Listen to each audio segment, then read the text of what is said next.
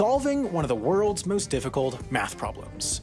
In the year 2000, the Clay Mathematics Institute issued a bounty for 7 major math problems, dead or alive, or solved. These are considered to be the most difficult unsolved problems in mathematics, and a solution to any one of them carries a prize of $1 million. So far, only one of them has been solved, the Poincaré conjecture, so if you have a proof that every simply connected closed 3 manifold is homeomorphic to the 3 sphere, that's old news, buddy. Putting that one aside, there are 6 left, but one of them has gotten significantly more attention, and failed attempts to solve it, than the rest. It's called P versus NP. I want to talk about P versus NP, not only because it's the only one of these problems composed of symbols that I had actually seen before, but also because it's one of the most consequential problems in computer science, medicine, shipping logistics, and whatever field of science has to do with building robots that are so good at board games that they're not fun anymore.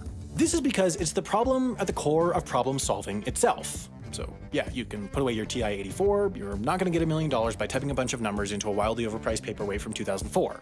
This is fancy math. Technically, this problem asks the question, does P equal NP? And before you say, no, one of them has an N stuck to it, give me the prize money. What this question really means is, can a problem with an easily verifiable answer also be easily solved? If it turns out that it can, and P does equal NP, we would be able to use the proof to literally cure cancer and hack Jeff Bezos' bank account at the same time, but we'll get to that bit later. First, I should explain what P and NP stand for here. P represents all of the problems that can be solved in polynomial time, or, in words that can be understood by normal people who don't already know all of this and aren't just watching this video to point out all the mistakes I'm about to make, it represents all of the problems that can be solved with an algorithm in an amount of time that doesn't get exponentially longer the bigger they get.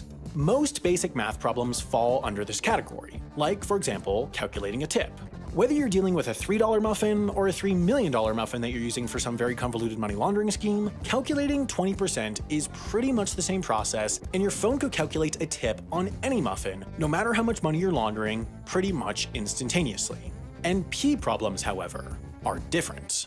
While they can be checked in polynomial time, they can't necessarily be solved in polynomial time. That just means that solving them gets exponentially harder the bigger they get. Take, for example, the traveling salesman problem. You might remember that we talked about it in this video, where we explained how it's the Postal Service's biggest obstacle to getting you your week-late Father's Day present 15 minutes faster. The problem works like this. Given a handful of destinations and a certain distance, is there any way to tell if there's a route between all of the destinations that's shorter than that distance? Well, it's easy to check any given answer since you can just measure the length of the route, but there's actually no efficient way to find the correct answer. You just have to try every possibility until something works, which can take a really long time and can be really demoralizing for the elves that live inside the delivery driver's routing devices.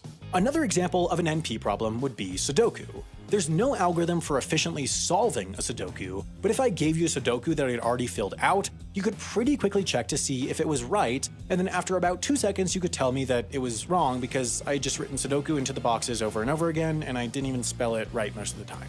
There are some problems that we thought belonged to this category of easily checked but not easily solved, like determining whether a number is prime or not, but then we found an algorithm for solving them and they ascended to P status. So the question is there something about these other problems that makes it impossible for them to join their friends in the P party, or are they all theoretically solvable? Or, in other words, are all checkable problems eventually going to be solvable problems, or are they fundamentally different in some way? Well, when you're dealing with an infinite number